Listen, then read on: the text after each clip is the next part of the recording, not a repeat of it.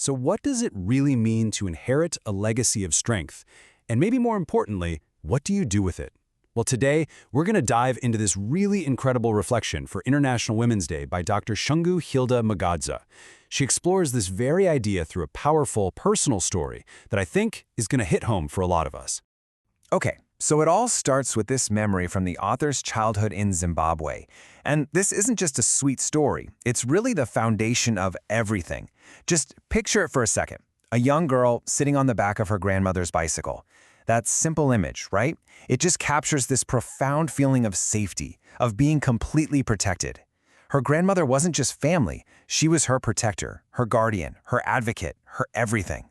This was her first lesson in what female strength really looks and feels like. And this legacy of strength, it just keeps going. The author eventually joins her parents in the UK, and there she meets another powerhouse, her own mother. But her mother's strength was, well, it was forged in a different kind of fire. She lost her own mother at a young age, and that kind of loss, it shapes you. It built this incredible determination, resilience, and ambition that then got passed down.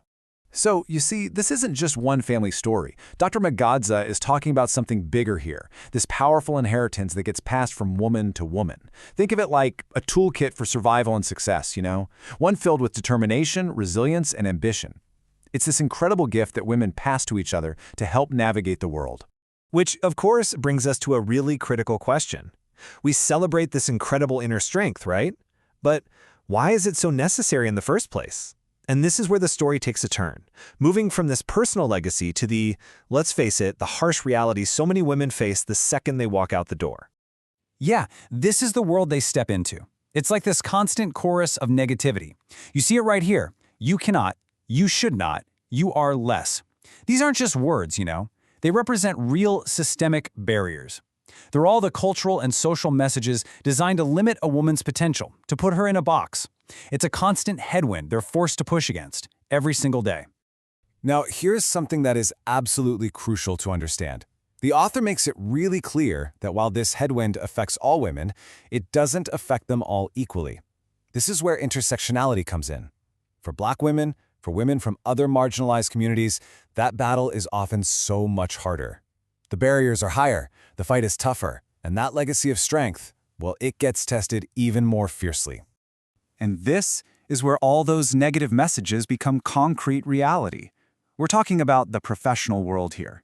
Those boardrooms with doors that seem impossible to open, and glass ceilings that honestly feel more like reinforced concrete. This is the real-world result of a system that has told women for centuries that they are somehow less. So, what if we just changed the whole equation? Instead of constantly asking how women can break through all of these barriers, what if we just removed them? Imagine that. It's a fundamental shift, right? Moving from a mindset of just trying to survive to one of pure, unadulterated possibility. What kind of world could we build then? Well, here's the answer, laid out plain and simple. This isn't just about fairness or even equality. It's a really practical argument for a better world for everyone. The author's point is that if more women were leading, shaping policy, running companies, running countries, our whole world would be richer, wiser, and just safer. And this right here really illustrates the stakes. I mean, look at the contrast. On one side, you've got this trend towards what the author calls hyper-masculine politics, power built on dominance, force, and even tyranny.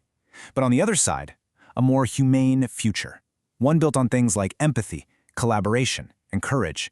And let's be super clear. These aren't just feminine qualities. They are deeply human strengths that benefit every single one of us. Okay, so how do we actually build that better future? Well, the path forward is laid out in 3 really clear, actionable steps. Step 1, keep girls in school. Education and empowerment, that's non-negotiable. Step 2, encourage young women to become our future leaders. We have to actively mentor them and push them forward. And step 3, which is so important, create safe communities and homes for all women.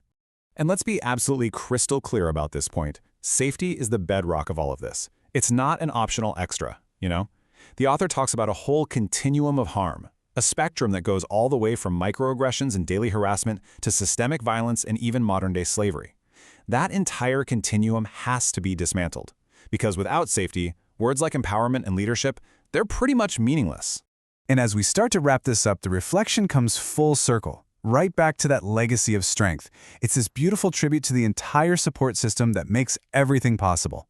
So first, she says, I honor the women who held me, the ones who provided that foundational safety, literally holding her up so she could grow.